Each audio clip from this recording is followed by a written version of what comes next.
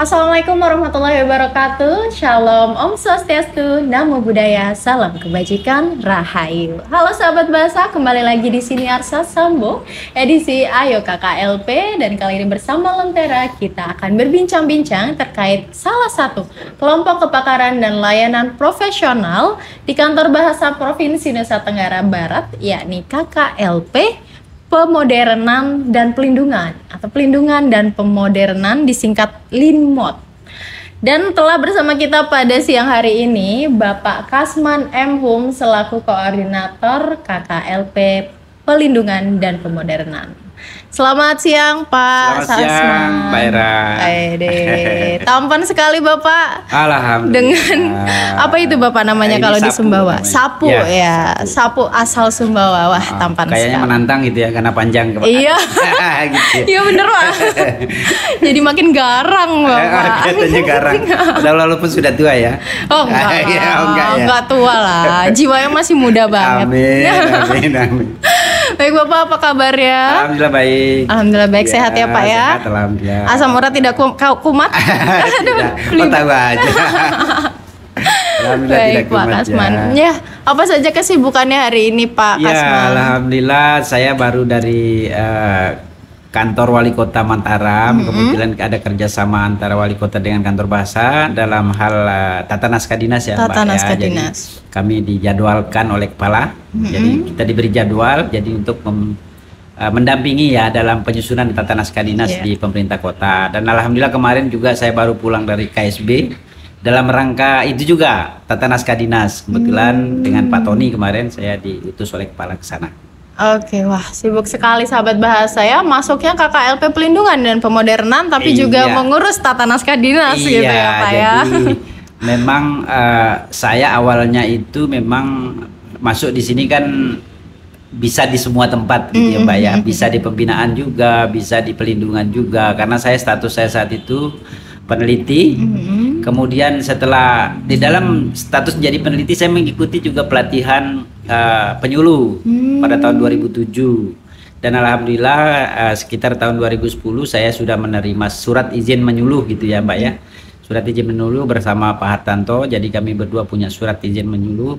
Nah oleh karena itu saya walaupun di KKLP LINMOD tetap saya dilibatkan karena saya punya SIM itu mungkin ya dari Jakarta seperti keren, itu. luar biasa. Harus serba bisa gitu ya Bapak ya. Insya Allah. Memang tuntutan atasan kita kan memang harus Betul, serba bisa ya. Di iya. UKBI ayo gitu kan. Betul, Nah, tentu di, saja. Di pembinaan, di penyuluhan ayo gitu ya, harus serba bisa. Asal jangan mungkin bahasa Inggris mungkin. Yang agak sedikit ya Kerepotan ya, Pak ya. Takut ya karena ini ibarat kita melukis di atas air ini usia segini. Iya betul. Belajar lagi gitu ya Iya, Pak ya. betul. Tapi tetap ada semangat untuk Tetap belajar semangat lagi ya belajar, Pak. betul. Keren luar biasa. Baik Bapak, tapi kita kali ini adalah KKLP, ayo KKLP Bapak. Iya. Maka kita akan memperbincangkan Iya. terkait KKLP Pelindungan dan Pemodernan. betul. Mungkin bisa dijelaskan Pak, apa sih sebetulnya tugas dan tujuan dari KKLP Pelindungan dan Pemodernan? Oke, baik. Baik pemirsa, jadi KKLP Pelindungan dan Pemodernan itu sebenarnya di Badan Bahasa itu namanya Pusat Pelindungan Bahasa dan Sastra. Iya. Nah, Pusat Pelindungan Bahasa dan Sastra. Jadi kami punya kepala pusat, eselon 2 ya, kepala pusat yaitu Kepala Pusat Pelindungan Bahasa dan Sastra. Kemudian di bawahnya itu ada KKLP Pelindungan dan Pemodernan. Nah, pelindungan dan pemodernan ini sebenarnya memiliki dua tugas pokok. Yang pertama yaitu melindungi bahasa dan sastra, baik bahasa dan sastra Indonesia maupun daerah. Tetapi pada dasarnya kami lebih ke daerahnya, karena kita tahu secara bersama-sama bahwa bahasa Indonesia sekarang sudah menginternasional ya. Artinya bahasa Indonesia sudah diakui sebagai bahasa UNESCO. Tentu Kemudian saja. dalam waktu dekat insya Allah akan menjadi bahasa ASEAN gitu kan. Amin. Jadi kami karena bahasa daerah ini belum ditangani secara maksimal, maka KKLP LINMOD itu lebih cenderung memfokuskan perhatian pada bahasa-bahasa daerah yang ada di Provinsi Nusa Tenggara Barat.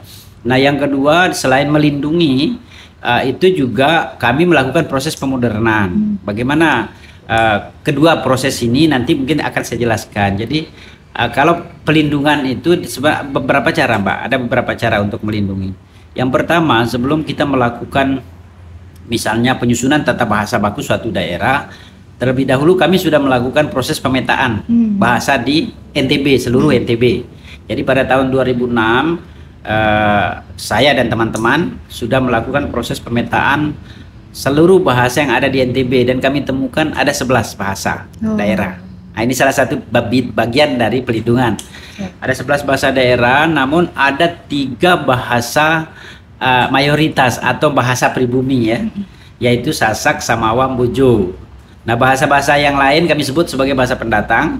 Salah satu contoh ada bahasa Madura, bahasa Jawa, bahasa Bali, bahasa Bugis, bahasa Baju, gitu ya. Termasuk di dalamnya bahasa Mandarin, itu kami anggap sebagai bahasa pendatang. Ya, bahasa asing bahasa sekali pendatang, gitu ya, luar negeri pun. Karena ada satu satu kesepakatan di Jakarta, di Badan Bahasa ya, bahwa suatu bahasa apabila dia telah hidup di atas 50 tahun di suatu daerah, maka itu dianggap bahasa daerah, tidak lagi bahasa asing, dianggap sebagai bahasa daerah. Oleh karena itu bahasa Arab pun kami anggap sebagai bahasa daerah yang ada di Provinsi Nusa Tenggara Barat. Jadi 11 bahasa pendatang, sementara yang bahasa pribumi istilahnya atau bahasa mayoritas yang ada di sini ada 3. Sasak, Samawa, dan Bojo. Nah, setelah proses sebenarnya setelah proses pemetaan kami lakukan, kami pernah menyusun tata bahasa baku bahasa daerah sebenarnya pada tahun 2006 juga, yaitu Sasak, Samawa, Bojo. Kami sudah menyusun bagaimana kaidah fonologi bahasa Samawa, bagaimana kaidah fonologi bahasa Bojo, bagaimana kaidah fonologi bahasa Sasak. Kami sudah susun itu. Namun karena yang punya kewajiban membakukan bahasa, hak untuk membakukan bahasa itu bukan pada kantor dan balai, sebenarnya itu adalah kewajiban hak pusat, Badan Bahasa yang punya hak dan kewajiban. Jadi kami hanya melakukan proses penganalisisan data, nanti pada proses pembakuan itu nanti Badan Bahasa yang harus melakukan itu. Melalui kongres ya, Pak, ya? Melalui kongres mungkin Badan Bahasa akan turun dan dia membakukan misalnya bahasa Samawa yang bagus seperti ini, bahasa Sasak yang bagus seperti ini, bahasa Bojo yang bagus seperti ini. Yang standar gitu ya, yang standar, yang standar ya, artinya yang standar itu mampu menjembatani semua kabupaten kota yang ada gitu ya. Misalnya di bahasa Sasak ada 5 kabupaten kota. Dengan bahasa standar itu mampu menjembatani semuanya gitu. Jadi saling tidak paham gitu ya. Jadi tidak ada saingan dalam tanda kutip ya, saingan secara budaya atau secara politik kebahasaan, dia tidak bersaing gitu ya. Dia karena disatukan oleh satu dialek yang dianggap sebagai dialek standar. Standar tadi ya. Wah, ini tugas besar ya, Pak ya. Karena selain perlu perlu kemampuan dalam menganalisis mana yang sebenarnya tepat menjadi standar, tapi juga untuk meredakan ego masing-masing gitu ya, Pak ya. Itu kesulitan. Ini kendala kita sekarang, Mbak Era. Ada beberapa masukan dari beberapa daerah yang ingin memisahkan diri dari bahasa, misalnya bahasa Samawa. Ya, kami tidak mau sama dengan dialek Sumba Besar. Kami harus misalnya ini contoh. Tapi alhamdulillah kemarin Samawa sudah menyatakan sikap bahwa mereka sepakat menggunakan dialek Sumba Besar dalam kongres kemarin yang dihadiri juga oleh Kepala Kantor Bahasa Provinsi Nusa Tenggara Barat, dan mereka sudah sepakat bahwa Taliwang, Jerewe dan yang ada di KSB sepakat menggunakan dialek Sumba Besar sebagai standar. Wah, luar biasa. Itu pasti prosesnya panjang ya, Bapak ya. Betul. Yang belum kita temukan, yang belum ada titik temu sampai hari ini bahasa Sasak, Pak. Karena sangat banyak. Karena variasi bahasa Sasak ini sebenarnya ada 4 sebenarnya. Ada dialek AE, dialek AO, dialek dialek AA. Nah, yang kami sebut seperti AE misalnya menyebut mate misalnya, yang menyebut mete, yang AO menyebut mato, yang apa tadi? AA menyebut mata. Nah, jadi kami memisahkan dialek itu berdasarkan fonem A itu tadi. Nah, oleh karena itu kami sebenarnya sudah menemukan mana varian standar, yaitu varian AE sebenarnya, varian AE ya, kalau nggak salah, ya. Kemudian kami mencoba mengundang beberapa budayawan dan sebagainya, tapi belum ada sepakat sampai sekarang. Nah, kita doakan ke depan nih, mudah-mudahan masyarakat Sasak punya semangat untuk bersatu melalui satu dialek, sehingga lambat laun bukan malah berpisah gitu ya, malah menyatu. Menyatu terus ya, walaupun Bapak, berbeda kabupaten kota, tetapi justru karena sesama suku Sasak justru harus menyatu. Menyatu, baik. Mudah-mudahan ke depan. Amin, amin. Iya. Dan dialek akan menjadi keunikan tersendiri Iya, dari betul. berbagai daerah, begitu Betul. saja ya Bapak Iya. ya. Baik, luar biasa. Keren sekali, dan itu perjalanannya sahabat bahasa Iya, dari tahun sampai 2006, sekarang. Dari ya. tahun 2006 dan belum ada titik temunya, tapi tidak masalah. Iya. Akan menemui titik temunya suatu saat ya Bapak ya. Betul, betul. Baik Pak Kasman, bagaimana Ya. dengan kegiatan yang dilaksanakan selama tahun 2023 ini Bapak? Bisa Kalau dijelaskan? karena kegiatan-kegiatan yang lain sudah kita lakukan, misalnya pemetaan, standarisasi sudah, kemudian konservasi juga kami sudah lakukan. Konservasi pernah kami lakukan di Lombok Barat, Lombok Tengah, dan KLU. Yang di KLU itu adalah konservasi terhadap cupak gurantang. Oke. Nah, cupak gurantang. Sekarang kalau Bapak Ibu ingin mengetahui, Permisa ingin mengetahui seperti apa sih konservasi itu, gitu ya. Silakan lihat di YouTube Kantor YouTube, Bahasa. Ada betul. cupak Masih gurantang. ada gitu, tuh masih ada videonya. ya. Cupak gurantang, kemudian yang bekayat juga kami lakukan konservasi. Terus satunya apa ya? Saya lupa. Ada 3 itu ya kami. Nah, konservasi ini sebenarnya hampir sama dengan revitalisasi, Mbak. Cuma konservasi ini modelnya dia juga menghidupkan sebenarnya. Jadi ada proses regenerasi, ya, misalnya cupak gurantang yang mulai dilupakan oleh masyarakat, kemudian kami beri kesempatan untuk berlatih cupak gurantang itu, kemudian dia nanti mementaskan, tetapi yang dilatih itu bukan yang tua-tua, tapi diturunkan kepada generasi Mudanya muda, ya, Pak.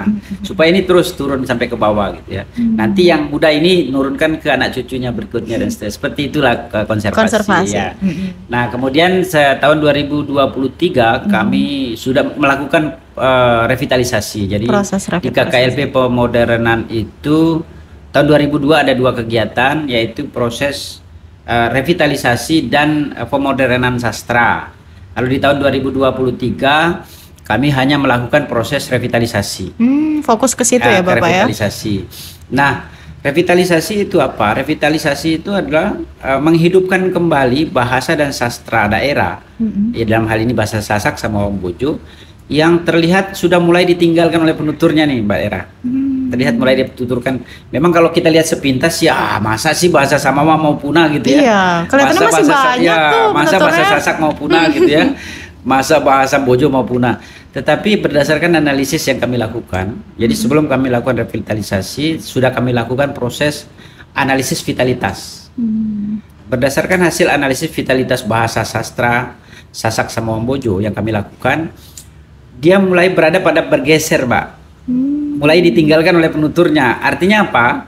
Bergeser itu ditandai oleh penuturnya itu hanya terdiri atas usia 20 tahun ke atas. Jadi 20 tahun ke bawah itu sudah tidak menerima bahasa Sasak lagi sebagai bahasa ibunya. Wah, ini gawat sekali ya Pak ya. Ini satu tanda bahwa bahasa itu mulai ditinggalkan oleh penuturnya gitu ya. Dan itu kami bisa buktikan ya, kami pernah melakukan juga proses revitalisasi tahun 2014 di Sumbawa. Dan itu kami ambil khusus dari anak-anak yang hasil perkawinan silang. Hasil perkawinan silang misalnya, atau anak-anak yang bahasa ibunya bahasa Indonesia. Itu kami cari di Sumbawa itu. Ternyata banyak yang bahasa ibunya bahasa Indonesia dan dia tidak tahu sama sekali bahasa Samawa, banyak. Akhirnya kami lakukan proses revitalisasi saat itu. Kenapa kami katakan bahwa dia tidak tahu bahasa Samawa? Karena ada ujiannya itu, ada tes awal, ada tes akhir nanti di kegiatan itu. Kami lakukan tes, misalnya bahasa Samawanya mata apa, bahasa Samawanya tangan apa, bahasa Samawanya kepala apa, semua 200 kosakata Swades itu semua kita tanyakan, dan ternyata sangat mengecewakan. Hasilnya mereka tidak tahu sama sekali tentang kosakata itu dalam bahasa daerahnya gitu. Padahal hanya 200 itu ya Pak ya, kata kosakata dasar ya. Swades itu kan. Swades, betul. Nah, akhirnya kami melakukan revitalisasi selama 1 bulan itu dilatih. Tapi revitalisasi kami lakukan melalui sastra. Jadi kami ajarkan dia bagaimana sakeco, bagaimana ngumang, bagaimana mbalawas saat itu ya. Kemudian bagaimana kita badede dan sebagainya saat itu. Tetapi juga ada pelajaran tentang kaidah bahasa Indonesia, seperti bagaimana menulis bahasa Indonesia fonologinya, itu kami ajarkan juga saat itu. Dan alhamdulillah pada festival akhir itu mereka tampil. Dia bisa belawas, bisa sekeco, bisa ngumang dan sebagainya.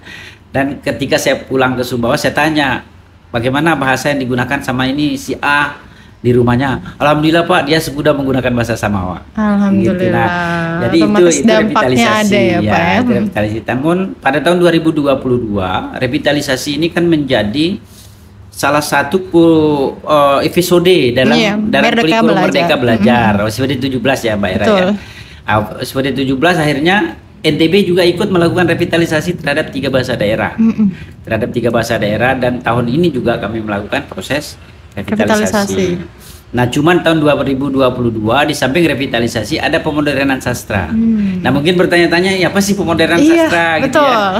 Nah, pemodernan sastra itu jadi kami tahun lalu kami aliwahanakan. Jadi dalam bentuk tulis, cerita rakyat dalam bentuk tulis, kalau tidak salah yang terkait dengan cerita rakyat dari Lombok ya, Putri Nyale ya, Putri Mandalika ya, Putri Mandalika itu didigitalkan dalam bentuk digital, dibuat seperti film-film kartun, seperti filmnya siapa, Upin Ipin gitu ya. Dialiwahanakan ke situ, jadi lebih dimodernkan supaya anak-anak lebih suka menonton gitu ya. Mudah-mudahan lebih dengan kerja itu dia lebih suka ya terhadap itu. Tetapi jalan ceritanya itu memang diplesetkan Mbak. Jadi dia tidak benar-benar tentang seorang gadis yang karena direbut oleh laki-laki akhirnya dia rela membunuh dirinya gitu ya. Tetapi kami ubah karena kami ingat bahwa psikologi anak itu tidak boleh dikirim kepada hal yang seperti itu. Akhirnya kami ubahlah tentang kesetikanan dalam berkawan, dalam berteman gitu ya. Seolah-olah si cewek ini direbut oleh temannya bahwa itu teman saya, itu teman saya, itu teman saya. Akhirnya pada suatu saat karena mereka bermain di pinggir tebing, terjatuhlah putri itu dengan tidak sengaja, tidak ada unsur bunuh diri di dalamnya. Nah, itu karena kami tahu bahwa jangan sampai nanti bunuh diri itu tertanam di dalam mindset, di dalam otak anak, akhirnya diplesetkan. Jadi itu loh proses pemodernan sastra. Menarik. Jadi kita menyesuaikan dengan zamannya dan targetnya begitu ya Pak ya. Karena targetnya anak-anak. Kami inginnya yang mengenal cerita ini anak-anak, tapi kami juga memperhatikan gitu ya psikologis mereka. Maka ada penyesuaian di situ. Keren Pak, luar biasa. Dan itu dilakukan sampai sekarang atau bagaimana Pak? Tahun 2023 sekarang sudah berdasarkan hasil rapat terakhir kemarin evaluasi program di KKLP saya. Katanya itu ditangguhkan dulu, ditunda dulu karena katanya yang membuat film itu bukan kita gitu ya. Mungkin nanti naskahnya mungkin dari kami, tetapi dalam proses pengerjaan perfilman dan sebagainya, visualnya itu mungkin akan diserahkan pada ahlinya. Mungkin pihak ketiga gitu ya Pak ya. Ketiga. Baik. Berarti untuk tahun ini lebih fokus pada revitalisasi. Baik, apa saja yang dilakukan Pak untuk revitalisasi? Revitalisasi itu punya beberapa tahapan Mbak Era. Yang pertama ada rapat koordinasi. Rapat koordinasi itu kami lakukan dengan pemerintah daerah. Tujuannya adalah untuk merangkul pemerintah daerah, memberikan pemahaman kepada pemerintah daerah bahwa sesungguhnya bahasa daerah ini adalah kekayaan daerah NTB ya. Ada kekayaan yang sangat berharga bagi pemerintah NTB ya. Kenapa saya katakan sangat berharga? Karena di dalam bahasa daerah itu ada aturan-aturan, ada nilai-nilai moral, ada nilai-nilai pendidikan yang di dalamnya, yang mungkin tidak ditemukan di bahasa Jawa, ya kan? Yang mungkin tidak ditemukan di bahasa Inggris. Kearifan lokal tadi kearifan lokal yang ada di dalam bahasa daerah itu. Jangan sampai bahasa daerah ini punah, berarti akan ikut punah itu budaya daerah itu. Salah satu contoh kalau di Sumbawa dulu saya punya saya pernah melihat namanya jalit ya Mbak ya. Jalit itu adalah tempat pembuatan gula aren. Gula aren dibentuk seperti rumah-rumahan. Kemudian disitulah dia masak itu gula itu. Jalit di dalam jalit itulah dimasak gula aren itu. Orang menjualnya dulu harga 5.000 tuh dua batok kelapa itu. Dari batok kelapa disatukan kan. Itu 2 batok kelapa hanya 10.000 kita beli dulu zaman itu ya, zaman itu. Nah, karena perkembangan zaman kegiatan itu mulai hilang. Karena kegiatan itu hilang maka kosakatanya ikut hilang. Hilang juga kata jalit itu di dalam bahasa Samawa gitu ya. Namun kami coba menjadikan kosakata itu ke dalam Kamus Besar Bahasa Indonesia. Tapi sudah masuk saat Pak? Ini sudah kami ajukan, mudah-mudahan bisa diterima ya. Amin. Mudah-mudahan bisa diterima, sudah kami ajukan. Bahkan udah lama saya ajukan kata jalit itu. Ada kata lain, kata barempuk misalnya. Kalau barempuk itu dulu di Sumbawa ya, karena saya orang Sumbawa jadi lebih banyak contoh di sana ya. Kalau waktu saya masih kecil itu kami kalau panen padi, Mbak Era, kami datang ke sawah. Sawah itu saling membantu, kadang-kadang ada yang ET siru namanya itu, berarti dia membantu orang, nanti dibantu lagi oleh orang itu. Berapa hari saya membantu Era gitu. misalnya. Saling bantu Ya, gitu ya, Pak nanti ya, Mbak Era gantian. membayar lagi 2 hari misalnya, Mbak Era bayar ke saya 2 hari lagi.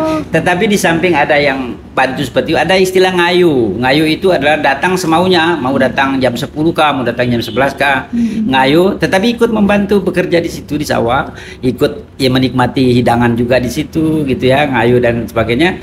Kemudian di sela-sela kita memanen padi itu ada istilah barempuk. Barempuk itu tinju bebas tanpa sarung tangan, Mbak Era. Jadi dililitkan padi di tangan, dengan tujuan supaya luka musuh dipukul gitu ya. Luka musuh dipukul. Justru karena agar luka ya. Iya, supaya luka musuh dipukul gitu ya. Tetapi sebenarnya nilai yang bisa diambil dari proses barempuk itu sebenarnya ketika mereka selesai saling pukul itu tidak ada dendam sama sekali. Tidak ada dendam, saling merangkul lagi gitu ya. Saling merangkul lagi, hanya sebatas di dalam arena saja mereka begitu saling memusuhi. Di luar arena mereka sama-sama berpelukan, sama-sama minum es bareng-bareng gitu ya dan seterusnya. Jadi ada nilai moral yang di situ, yaitu sportivitas. Sportivitas dalam melakukan sesuatu. Jadi ketika kita harus bertindak A, maka harus A. Ketika kita harus bertindak B, maka harus B. Gitu. Itu hilang sekarang. Hilang karena panen padi udah berganti nih, tidak lagi menggunakan ani-ani ya. Ani-ani. Sekarang kan pakai ini atau pakai mesin bahkan sekarang kan. Iya, sekarang lebih banyak pakai mesin sih kayaknya Pak, biar proses cepat. barempuk itu hilang. Jadi ini budaya yang bahasa yang hilang diikuti juga oleh kekayaan budaya kita yang hilang. Nah, oleh karena itu kami dalam koordinasi mengajak pemerintah daerah untuk menyadari betapa pentingnya kita melestarikan bahasa daerah. Kemudian juga kami memberitahukan bahwa tanggung jawab pemeliharaan bahasa daerah ini sebenarnya ada di tangan pemerintah daerah. Berdasarkan Undang-Undang Nomor 24 Tahun 2009, pemerintah daerah bertanggung jawab atas pelindungan, pembinaan dan pengembangan bahasa daerah, namun harus berkoordinasi dengan lembaga bahasa yang ada di daerah. Baik. Itu tahap koordinasi, Mbak. Jadi kami berbagi peran di situ. Pemerintah daerah perannya di sini, kami perannya di sini, gitu. Proses koordinasi. Nah, setelah proses koordinasi itu kami juga melakukan proses pelatihan guru master. Nah, pelatihan guru master ini sudah kami lakukan 2 tahun berturut-turut. Tahun pertama 251 guru master, tahun 2023 juga 251 guru master. Dengan jumlah yang sama ya? Ya, dengan jumlah yang sama. Nah, yang kami latih di dalam guru master itu bagaimana membiasakan berbahasa daerah itu melalui sastra. Jadi medianya sastra kami gunakan.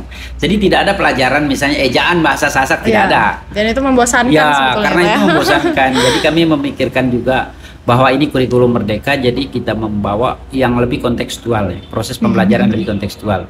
Jadi kami ajarkan melalui nembang misalnya di Sasak ya, melalui bebanyolan misalnya, melalui bebawaran misalnya, atau kalau Semawa kalau Bojo misalnya melalui puisi Bojo misalnya. Patu kemarin ya, Pak, ya? Bojo misalnya, lewat seperti itu. Sumbawa juga melalui lawas, melalui sakeco dan seterusnya.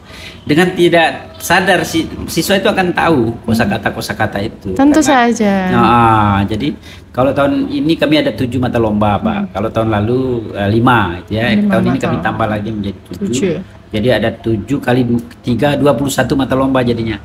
Itu pun ada 2 tingkatan di setiap bahasa.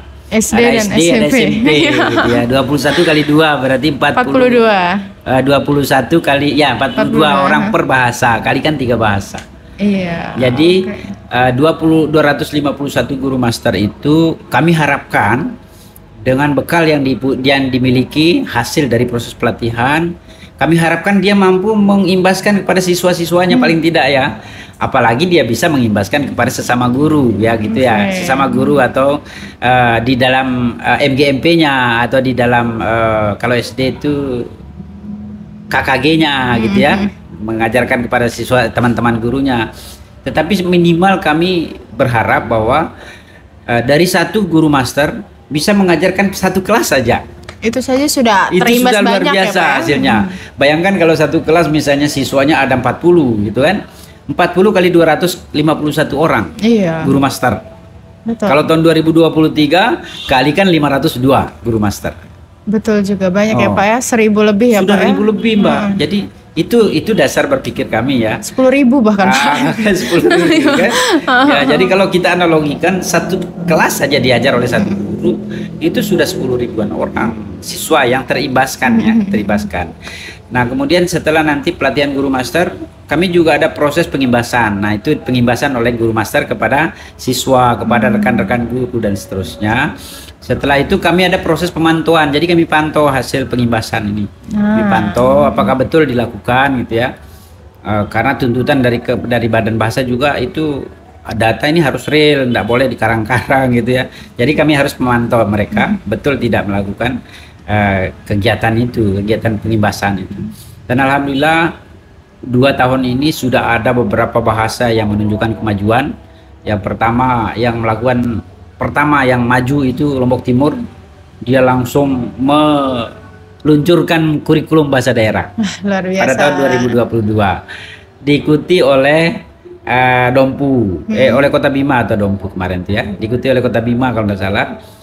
Kemudian tahun ini diikuti oleh Kabupaten Sumbawa Besar Kongres Bahasa Samawa. Oh, yang tadi itu Pak ya. Semua itu berawal dari proses revitalisasi yang Revitalisasi itu dilakukan tadi. oleh Kantor Bahasa Provinsi. Keren. Semua itu Alhamdulillah udah ada dampaknya. dilatar ya. belakangi oleh itu, dampaknya dari situ. Jadi alhamdulillah masyarakat kita, pemerintah daerah kita sadar ya akan pentingnya bahasa dan sastra mereka. Nah, jadi setelah nanti pengimbasan, nanti yang terakhir adalah proses Festival Tunas Bahasa Ibu. Ya, itu yang ramai sekali itu yang kemarin ya, ramai Pak ya. Mbak Era kan pernah jadi panitia. Iya, ya. betul. Nah, di situ sebenarnya yang membuat mereka semangat itu. Padahal hadiahnya enggak seberapa itu. Sedikit hadiahnya itu. Cuman semangat anak-anak ikut bertanding itu yang luar biasa. Keren. Nah, udah 2 tahun ini Lombok Timur juara umum ya. Betul Pak, kemarin katanya 50% plus 1 Iya. diambil oleh Lombok Timur Juara umum. untuk Tapi di walaupun Lombok. kita belum ada Kategori, penghargaan ya, atau penghargaan. kategori Untuk juara umum ya. Lombok, iya, Tetapi untuk- secara di atas kertas Lombok Timur itu sudah 2 kali juara umum. Betul. 2 Iya. tahun ya, 2022 2023. Jadi itu Mbak yang kami lakukan dalam revitalisasi. Ya, di tahun 2023. Wah, keren sekali sahabat bahasa, dampaknya pun sudah sangat terlihat gitu Ya, ya, Pak ya. betul. Di Lombok Timur kemarin kami juga sudah berbincang-bincang Bapak dengan Pak Kabid Ya, Pak Kabid diwakili itu, ya. betul. Mewakili Bapak Kepala Dinas Ya. Lombok Timur, Ya. Dinas Pendidikan dan Kebudayaan Lombok Timur, Ya. gitu, bercerita beliau betapa antusiasnya Lombok Ah, Timur itu betul. menanggapi revitalisasi bahasa Ya. daerah ini. Bagaimana guru master sangat diapresiasi di sana, dilakukan pelatihan lanjutan dan segala macam. Oh gitu, Begitu ya. luar biasa. Semoga yang lain juga melakukan Ya, hal yang sama begitu ya mudah-mudahan Pak ya. Tapi saya lihat yang mulai bergerak ini Sumbawa Besar, KSB sudah mulai bergerak. Alhamdulillah, Tahun berarti ya. 2023 KSB itu yang nelpon tuh berapa kali sehari tuh. Oh, keren Nelpon. Sumbawa. Ya, Baik Bapak. Kota Bima juga mulai menunjukkan. Sudah mulai juga ya Pak ya. Sudah Nah, mulai. paling nggak ada perwakilan dari setiap bahasa dulu ya Betul. Pak ya. Kota Bima. Kalau di Dompu. Dompu juga ya. Dompu yang memang antusias dari 2022 tuh udah antusias. Iya. Dompu itu bahkan kemarin kami FTBI nelpon kami harus ditambah kuota. Iya, minta tambah Iya. kuota katanya Pak ya. Nggak itu. masalah, dananya Kami dari terima, mereka ya. gitu ya Pak Mereka ya. yang siapin dana gitu.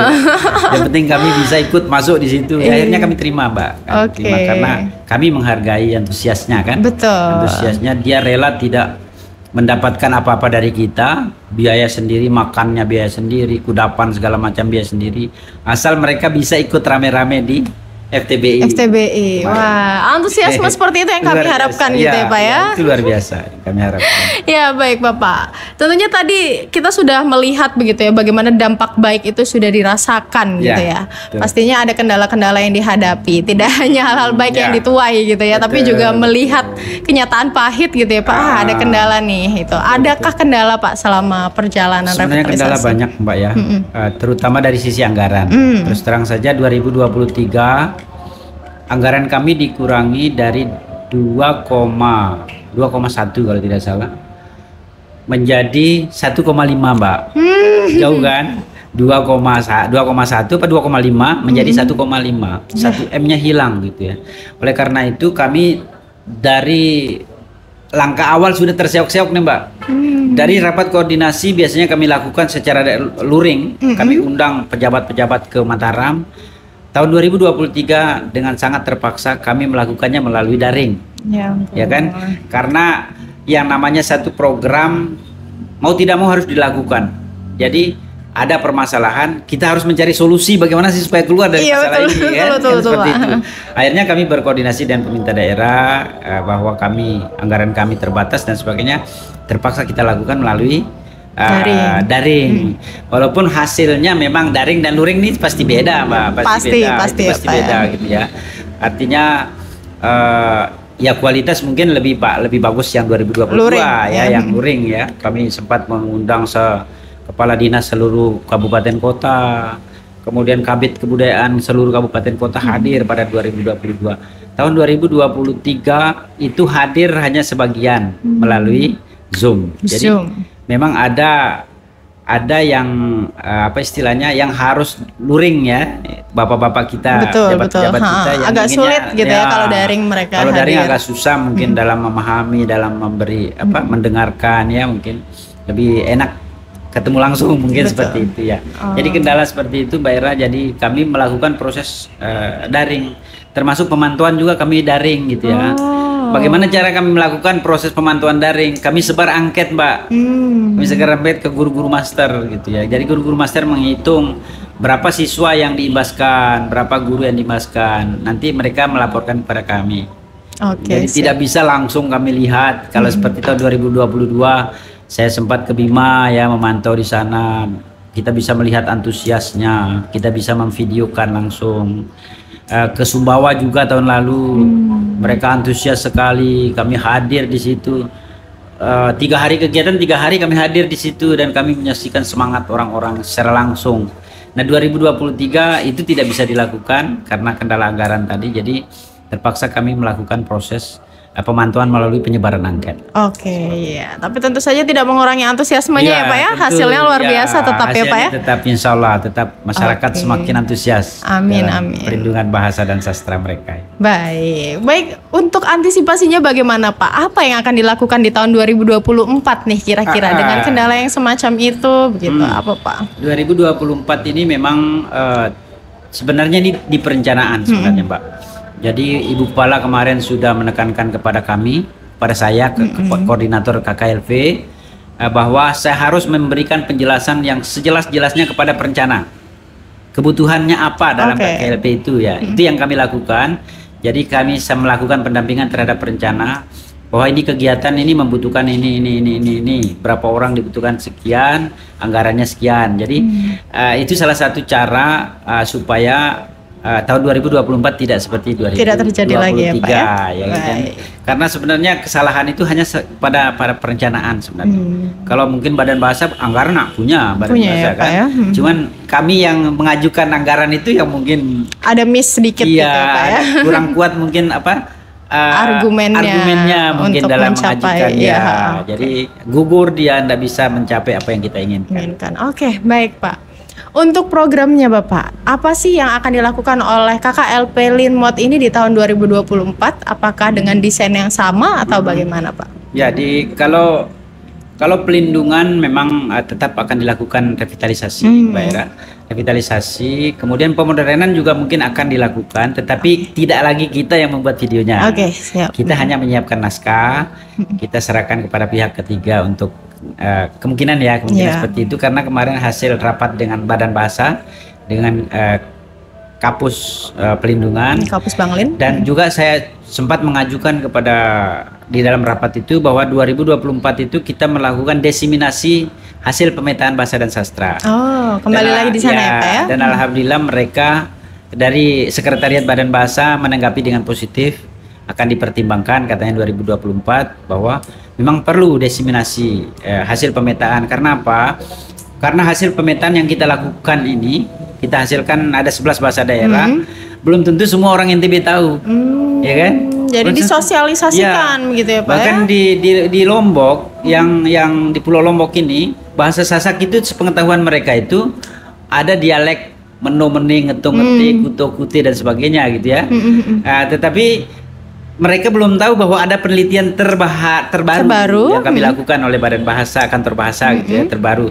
Nah, itulah tujuannya mengapa harus dilakukan diseminasi.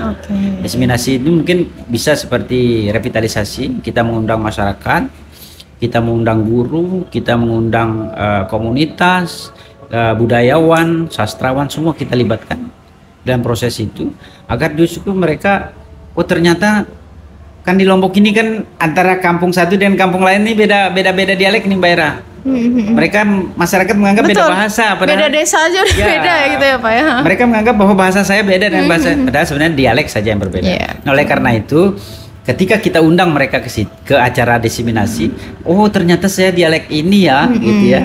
Ternyata kesadaran kita itu, bedanya Pak, cuma beda dialek ya, gitu ya. Jadi ada proses menyatukan kembali suku Sasak menjadi satu lagi. lebih kompak lagi ya, lebih kompak lagi. Keren, luar biasa. Semoga itu tetap bisa berlanjut ya Pak ya, dan menemukan titik temu tadi. Mudah-mudahan Badan Bahasa juga mengakomodasi ide itu tadi ya. Iya, amin amin. Tapi untuk revitalisasi bahasa daerah dengan konsep guru master tetap akan ada ya Pak ya.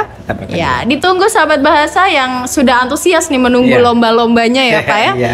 Semoga bisa terakomodasi dengan baik, lebih banyak lagi peserta yang bisa ikut dan meramaikan Festival Tunas Bahasa Ibu tahun 2024. Amin ya Rabbal. Amin. Terakhir Pak, harapan untuk KKLP Linmot ke depannya Pak. KKLP Linmot ke depan tentu harapan saya tidak hanya kita melakukan proses revitalisasi. Ada proses-proses lain juga yang harus, mungkin peta perlu diperbaharui Mbak, karena menurut saya peta ini sudah dari tahun 2006. 20-an tahun ini peta ini. Kemungkinan bahasa ini kan dinamis. Betul. Bahasa ini berubah.